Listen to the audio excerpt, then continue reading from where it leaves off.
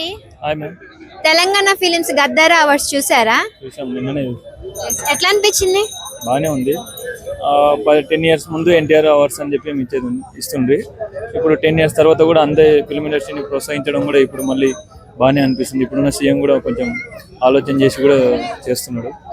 మన అల్లు అర్జున్ గారికి గద్దార అవార్డు వచ్చింది కదా, ఎట్లా అనిపించింది మీకు?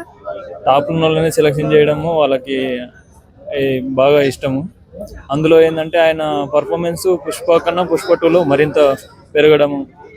మిగతా ఆర్టిస్ట్తో పోల్చుకుంటే ఈయనకు కొంచెం రియాలిటీగా ఉండే యాక్టింగ్ ఉంటుంది కాబట్టి ఇంకా సో దానివల్ల ఏమైందంటే ప్రతిదీ ఏది చేయాలనుకున్నా కూడా మూమెంట్ ఎక్కడ ఎవరిది ఏది బేస్ చేసుకున్నా కూడా ఇప్పుడున్న మూవీస్లో ది బెస్ట్గా ఉన్నది అల్లు అర్జున్ పర్ఫార్మెన్సే కాబట్టి ఇచ్చిండొచ్చు అని నా అభిప్రాయం. అంటే అదే స్టేజ్ మీద సీఎం రేవంత్ రెడ్డి గారు కూడా ఉన్నారు కదా, ఎవరైతే జైలుకి పంపించాలనుకున్నారో అదే చేత అవార్డు ఇవ్వడం ఎట్లా అనిపించింది?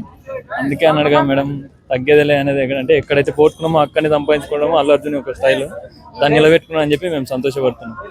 అదే స్టేజ్ మీద పర్మిషన్ అడిగి మరి డైలాగ్ చెప్పారు కదా, అది ఎక్కడ దాకాలన్నా అక్కడ దాకాలి కాబట్టి ఆ మాట చెప్పింది. ఎందుకంటే ప్రభుత్వం కఠినంగా ఉండాల్సిన బాధ్యత రేవంత్ రెడ్డికి సంబంధించింది కాబట్టి ఆయన కఠినంగా ఉన్నాడు. సిస్టమ్ మీద ఆయన పోయిండు. ఈయన చేయాల్సిన ధర్మం కూడా ఈయన కూడా ఏం చేయాలో అదే చేసిండు. అంటే ఈ అవార్డ్స్ కి పవన్ కళ్యాణ్ రావడానికి రీజన్ ఏంటంటారు? ఆయన ఇప్పుడు బిజీ పర్సన్. ఆయన రావడానికి అంటే ఆయన అపాయింట్మెంట్ దొరకడమే చాలా కష్టం. ఎందుకంటే పబ్లిక్ లో 24 గంటలు ఉంటున్నారు కాబట్టి ఆయన దొరకకపోవడమే చాలా ఇబ్బందికరంగానే ఉంది ఎవరికైనా కూడా. లాస్ట్ టైం గా అల్లు అర్జున్ డైలాగ్ నాకు తెలిసినంత వరకు అయితే ఆయనని ఇబ్బంది కొంతమంది చేసినందుకు అది గుర్తొచ్చిందో లేదో మరి నాకు కూడా తెలియదు, కానీ ఎక్కడ చెప్పాలనో అక్కడ చెప్పిందే బాగుంది. ఇంకోసారి ఎవరెవరైతే ఆయన చిలకన చూసిన వాళ్ళందరికీ ఖచ్చితంగా రప్ప ఆడించాల్సిన ఒక డైలాగ్ ఖచ్చితంగా ఎక్కడున్నా తగ్గేదిలే అనేది అయితే కన్ఫర్మ్.